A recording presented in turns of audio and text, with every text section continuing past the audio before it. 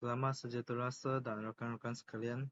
Hari ini kumpulan kita akan membuat persembahan terhadap subjek isu semasa dan cabaran masa depan.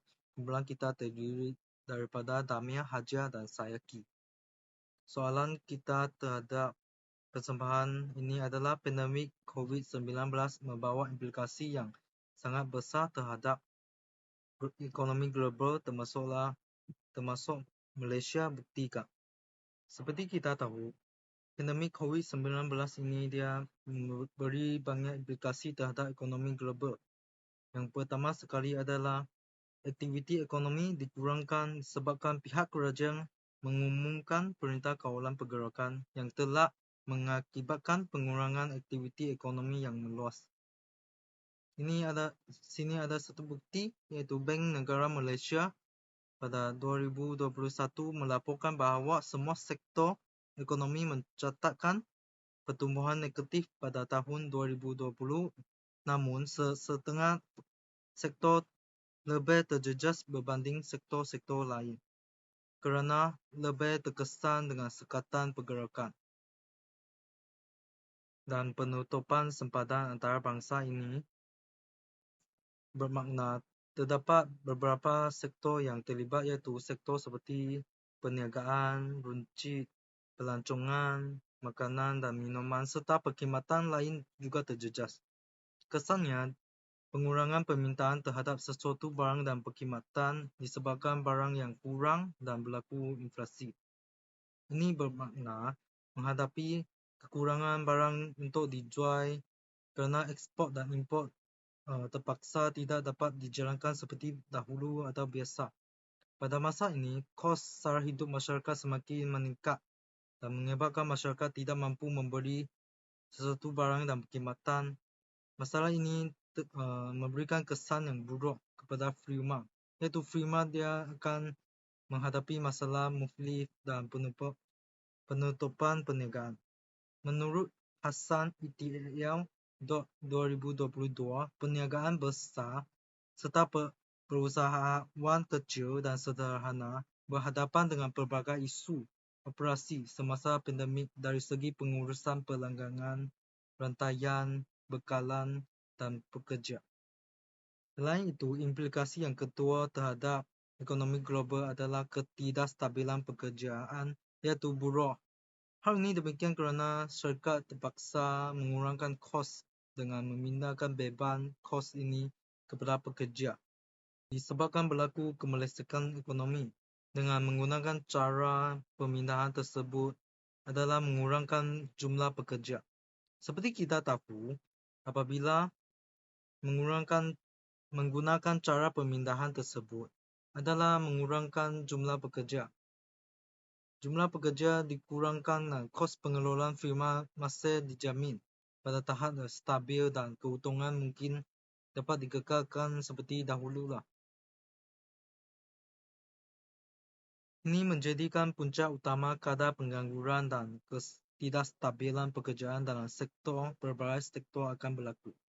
Ini bermakna sekiranya pekerja tidak ada tabungan, perkara tersebut akan menjadi lebih teruk dan pekerja mungkin terpaksa melakukan pinjaman dengan bank bagi menampungkan kos keseharian. Ini kerajaan perlu menurunkan kadar faedah pinjaman bagi mengurangkan beban rakyat. Sekiranya berlaku deflasi, iaitu mata wang semakin berkurang, ini akan menyebabkan firma tempatan terpaksa menurunkan harga barang dan perkhidmatan. Sebenarnya perkara ini baik untuk rakyat, tetapi apabila firma tidak mendapatkan keuntungan, firma mungkin menghadapi masalah muflis dan perkara tersebut akan memberikan kesan yang besar terhadap kerajaan, iaitu kerajaan tidak dapat mengenakan cukai terhadap firma yang sudah muflis. Perkara ini menyebabkan pendapatan negara semakin menurun dan kerajaan perlu menjaga kebajikan masyarakat atau rakyat dengan memberikan bantuan kewangan. Ini akan meningkatkan perbelanjaan kerajaan. Seterusnya, terdapat bukti bahawa kehilangan pekerjaan yang tinggi dalam pelbagai sektor, iaitu Menurut Hasbullah dan Rahman 2020, sektor yang mencatat peratus kehilangan pekerjaan yang lebih tinggi berbanding sektor lain adalah sektor pertanian dan perkhidmatan, iaitu masing-masing sebanyak 21.9% dan 15%.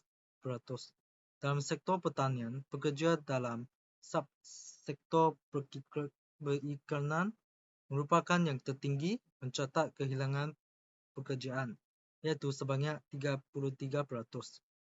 Manakala, bagi sektor perkhidmatan adalah sektor perkhidmatan makanan dan minuman, iaitu sebanyak 35.4%. Ini bermakna mereka juga mendapati bahawa 46.6% pekerja yang bekerja sendiri juga menghadapi masalah kehilangan pekerjaan.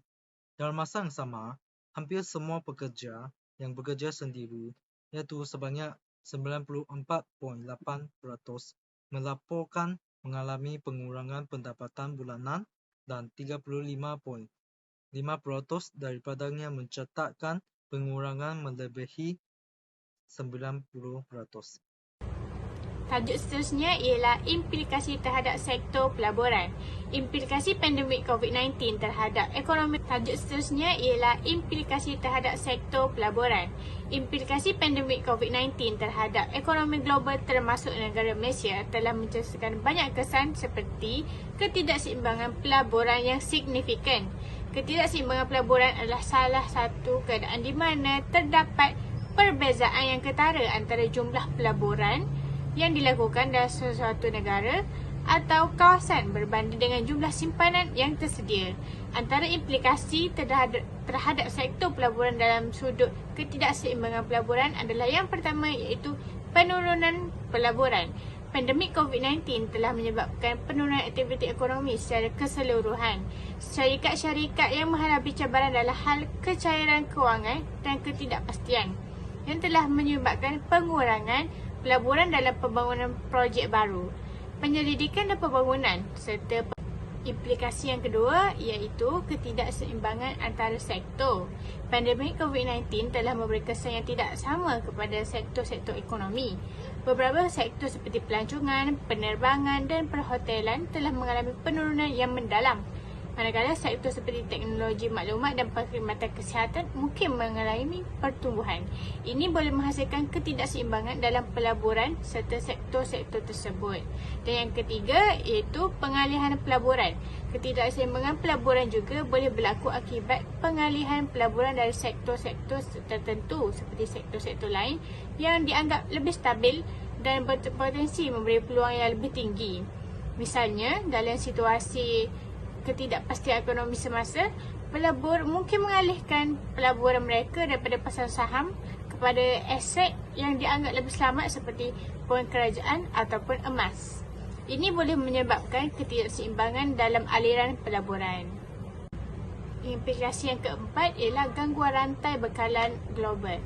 Pandemik COVID-19 telah mengganggu rantai bekalan global dengan penutupan kilang, had pengangkutan dan kekurangan bahan mentah. Ini telah menyebabkan pengurangan pelaburan dan sektor pembuatan dan perdagangan antarabangsa. Keseimbangan pelaburan mungkin berlaku akibat ketidakstabilan dalam rantai bekalan global. Dan yang terakhir iaitu yang kelima, ketidakpastian masa depan. Ketidakpastian ekonomi yang diakibatkan oleh pandemik COVID-19 telah menyebabkan ketidakseimbangan pelaburan. Syarikat dan pelabur mungkin menjadi berhati-hati dalam membuat keputusan pelaburan jangka masa panjang kerana ketidakpastian mengenai pemulihan ekonomi dan keadaan pasaran. Ini boleh mengakibatkan penurunan pelaburan dan ketidakseimbangan dalam pertumbuhan ekonomi. Seterusnya, implikasi terhadap sektor pelaburan dalam topik ketidakseimbangan anggaran. Tentang ketidakseimbangan anggaran belanja kerajaan yang dibawakan oleh pandemik COVID-19, terdapat beberapa faktor yang dapat mengakibatkan ketidakseimbangan ini. Mari kita huraikan beberapa aspek mengenai ketidakseimbangan anggaran belanja kerajaan. Yang pertama iaitu penurunan pendapatan. Pandemik COVID-19 telah menyebabkan penurunan pendapatan kerajaan dari sumber seperti cukai, hasil perdagangan dan sektor lainnya. Penutupan perniagaan, penurunan aktiviti ekonomi dan pengurungan pendapatan individu telah mengakibatkan penurunan pendapatan kerajaan. Ini telah mencetuskan ketidakseimbangan dalam anggaran belanja kerajaan kerana pendapatan yang menurun tidak sejajar dengan perbelanjaan yang tetap atau bahkan meningkat. Seterusnya, perlunya penyelesaian dan pengurangan belanja. Untuk mengatasi ketidakseimbangan anggaran belanja kerajaan, kerajaan perlu mengambil langkah-langkah untuk menyesuaikan dan mengurangkan perbelanjaan yang tidak penting atau tidak mendesak. Ini melibatkan penilaian semula program dan projek-projek yang sedang berjalan, meningkatkan efisien dalam pengurusan belanja dan penekanan pada keutamaan yang sejajar dengan keperluan negara. Dan yang keempat, perbelanjaan tanggapan krisis. Untuk merangsang ekonomi melindungi rakyat dan menyokong sektor yang terjejas, kerajaan telah melancarkan pelbagai program bantuan dan stimulus. Ini termasuk bantuan kewangan kepada individu, subsidi gaji, bantuan perniagaan dan perbelanjaan yang untuk sektor kesihatan. Meskipun perbelanjaan ini penting untuk menangani kesan pandemik, ia juga dapat menyebabkan ketidakseimbangan dalam anggaran belanja kerajaan. Seterusnya yang keempat iaitu keperluan infrastruktur dan pembangunan. Dalam usaha memulihkan ekonomi dan mencipta peluang pekerjaan, kerajaan mungkin meningkatkan perbelanjaan dalam pembangunan infrastruktur. Ini termasuk pembinaan jalan raya, bandar, sistem pengangkutan awam dan projek lain yang bertujuan untuk memajukan ekonomi negara. Walaupun perbelanjaan ini dapat memberikan manfaat jangka panjang, ia juga dapat menyebabkan ketidakseimbangan dalam anggaran belanja kerajaan jika pendapatan tidak mencukupi. Dan yang terakhir, yang kelima, pinjaman dan defisit anggaran. Untuk menampung kekurangan antara pendapatan dan perbelanjaan, kerajaan mungkin terpaksa mengambil pinjaman dan meningkatkan defisit anggaran. Ini mempengaruhi keadaan kewangan negara dan meningkatkan beban hutang. Meskipun pinjaman dapat membantu membiayai perbelanjaan yang diperlukan, ia juga perlu dikelola dengan bijaksana untuk memastikan kestabilan fizikal jangka panjang. Baiklah, seterusnya saya akan menerangkan tentang kesan penurunan cukai dan pinjaman semasa pandemik COVID-19 terhadap negara Malaysia. Pertama sekali ialah mengawal kadar inflasi negara. Kedua, dapat menjayakan pelan pemulihan ekonomi negara. Dan yang ketiga, menstabilkan ekonomi negara. Baiklah, bagi isi penurunan cukai dan pinjaman, saya telah mengkaji dan mendapati bahawasanya BNM, iaitu singkatan kepada Bank Negara Malaysia, telah mengumumkan penangguhan bayaran pinjaman sehingga 6 bulan. Huraiannya adalah pelanggan bank termasuk pelanggan persendirian dan perniagaan kecil dan sederhana akan dibenarkan menangguh pembayaran balik pinjaman sedia ada mereka untuk 6 bulan. Penangguhan ini bersifat automatik dan terpakai kepada semua hutang termasuk pinjaman perumahan dan juga kereta. Namun, hutang kad kredit tidak akan termasuk dalam penangguhan, kata Bank Negara Malaysia BNM. Menurut dokumen yang diserahkan kepada bank-bank di Malaysia. Menurut BNM lagi, usaha ini adalah untuk memastikan peminjam yang terkesan penularan wabak COVID-19 akan dibantu. Sumber artikel dipetik daripada Esro Awani pada 25 Mac tahun 2020. Bagi kesan penurunan nilai ringgit Malaysia pula terbahagi kepada 3, iaitu sektor import dan ekspor akan terganggu. Kedua, pengurangan aliran keluar masuk mata wang asing. Dan yang ketiga, jurang perbezaan kadar faedah berbanding dolar AS, iaitu Amerika Syarikat. Bukti bagi isi penurunan nilai ringgit Malaysia pula ada 4, iaitu yang pertama, kos awalan pelaburan menjadi lebih kompetitif kepada pelabur asing kerana nilai mata wang asing menjadi lebih tinggi berbanding nilai ringgit Malaysia. Kedua, peningkatan kos pengeluaran kerana harga import bahan mentah yang tinggi disebabkan kejatuhan nilai ringgit Malaysia. Dan yang ketiga, memperlahankan pertumbuhan sektor-sektor lain seperti hartanah, peruncitan, pengangkutan dan industri sokongan yang lain. Seterusnya, penutupan kilang, iaitu di bawahnya adalah penstrukturan syarikat bagi mengurangkan kos operasi syarikat dan juga penangguhan perancangan pelaburan baru atau pelaburan tambahan. Baiklah, itu sahaja daripada kumpulan kami. Sekian, terima kasih.